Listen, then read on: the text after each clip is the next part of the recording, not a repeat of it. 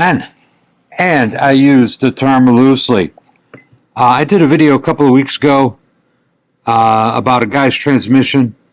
He and I have spoken, and I'm finishing his work up right now, and some of the parts just came in a day or two ago, so I'm going to get it finished today, one would hope. So this is his main shaft second gear, and which I deem no good. And this is the Andrews gear. I'll show you the differences here. Well, if you can't tell just by looking at these that this is a far superior quality over this, then I can't help you. But it should be obvious. I mean, when you look at the finish, just the way it was machined, this is obviously a better gear.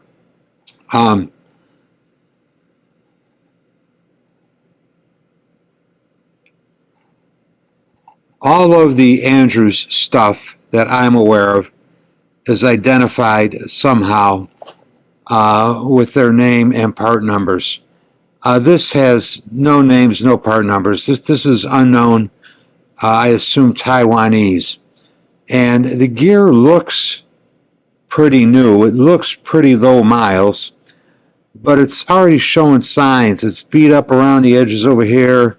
This is hardened, very well hardened. I think it's probably case hardened, and you shouldn't see little burrs of metal up over these edges like this one is showing.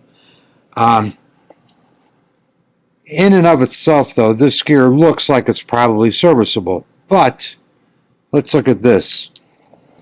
Okay, if you look at the dogs, here's, although it might not appear to be, but here is a big difference and a big problem.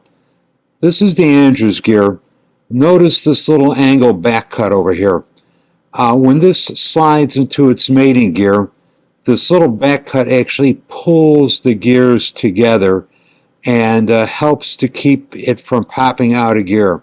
Here's your import gear. Look, it's actually sloped the wrong direction, both sides of this thing.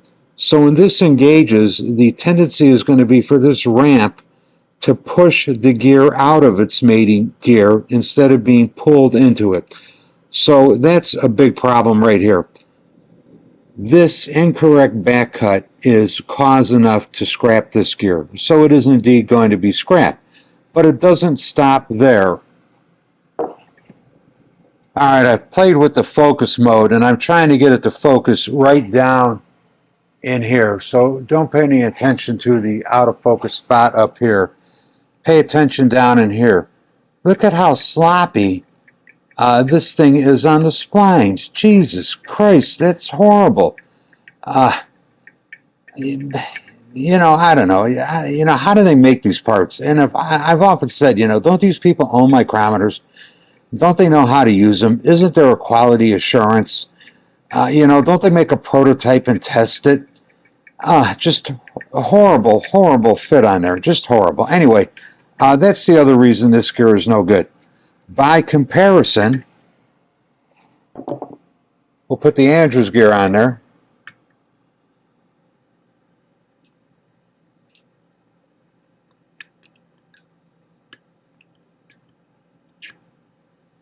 Look how snug that is. I mean, it has some play in it. It has to have some play in it, but it needs to slide freely on the shaft, and it does. It's a little hung up here on the end. I assume there's a burr there, but I'm not using the shaft anyway, so I don't care. But yeah, this is what you're looking for. You want a minimal amount of that.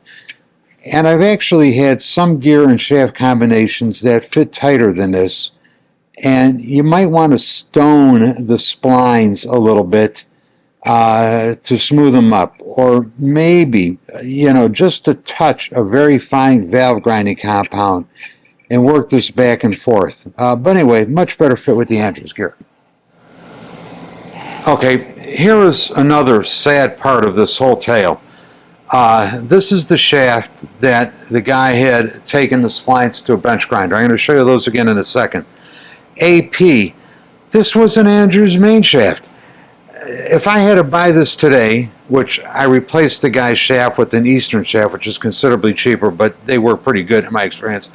But if I had to buy this shaft today, this is a $300 part. A $300 part. And the guy ruined it. He ruined it when he took...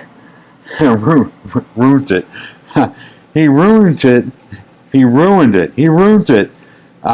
When he took a bench grinder to this. What the fuck are you thinking? How do you take something as beautifully made as one of these Andrew shafts and decide you're going to do better on a bench grinder? Unfathomable. Yeah, trying to get you in as close as I can so you can see the damage on this shaft.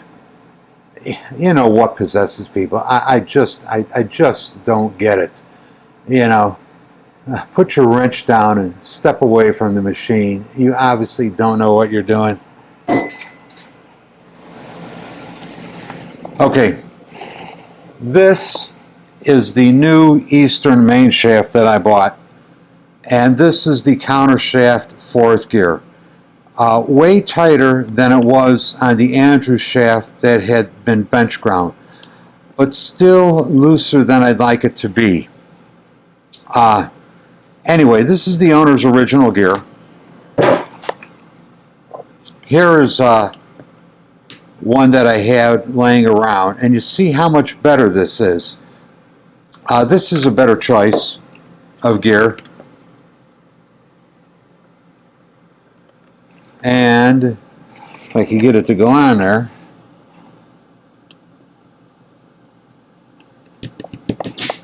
Here's another one. And this is even a better choice yet, okay? But I found this gear in my stash of gears.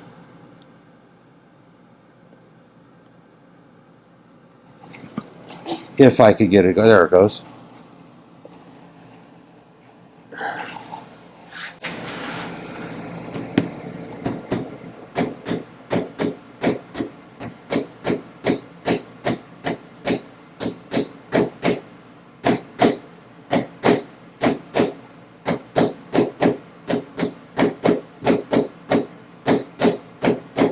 Let me do this a little differently. Okay, we're going to put that on a little differently. I got the gear, just the gear is resting on the vise. The important parts of the shaft are not touching anything. But anyway,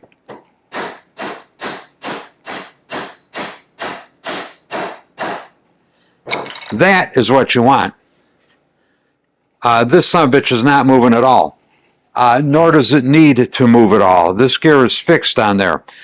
Now, quite often, I run across gears that are snug, not quite this snug, but a little snugger.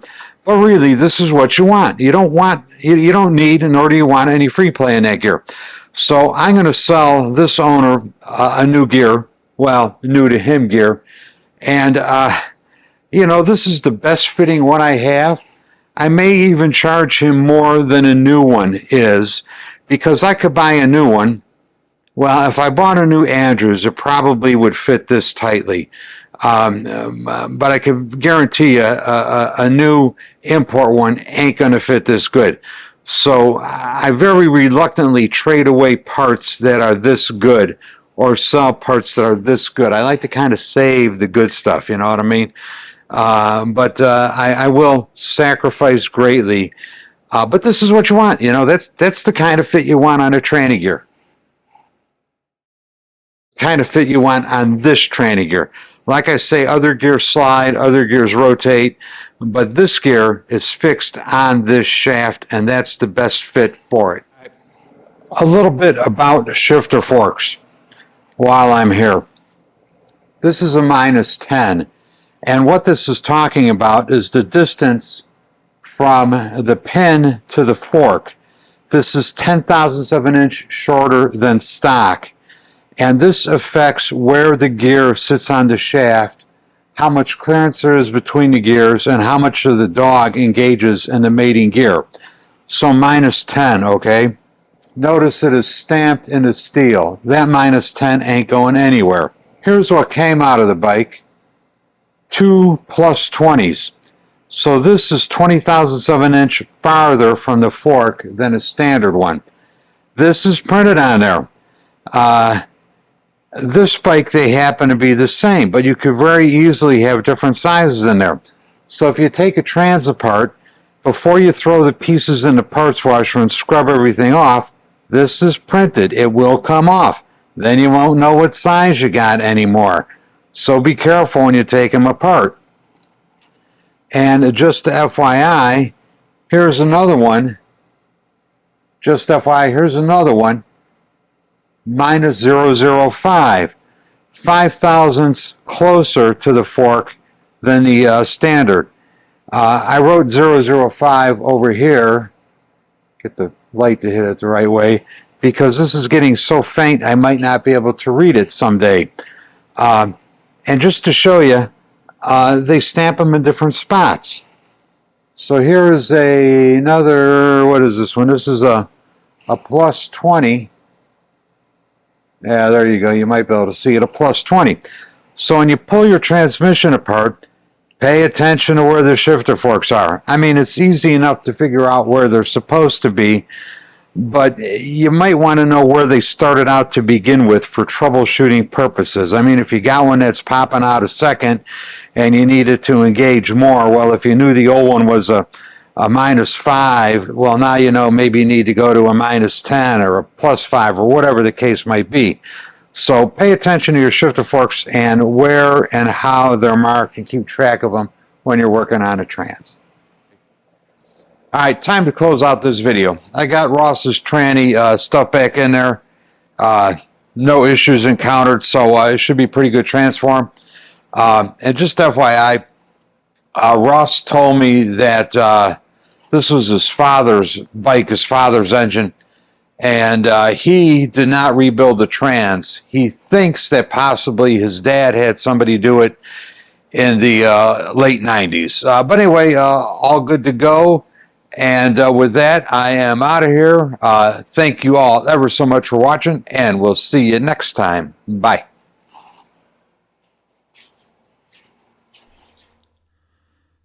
Men, if you like this channel and this content, the single most important thing you could do to help grow this channel is to hit the subscribe button. I also have new design coffee cups and stickers available. You know, I like the old coffee cups, but I like these new ones even more. Links are included in the description down below. And for those of you who really want to go the extra mile, you could join me on Patreon. Link is also included in the description down below. And to all of you who have watched these videos, I'd like to say thank you. Thank you very much. I really, really do appreciate it. We'll see you next time. Bye.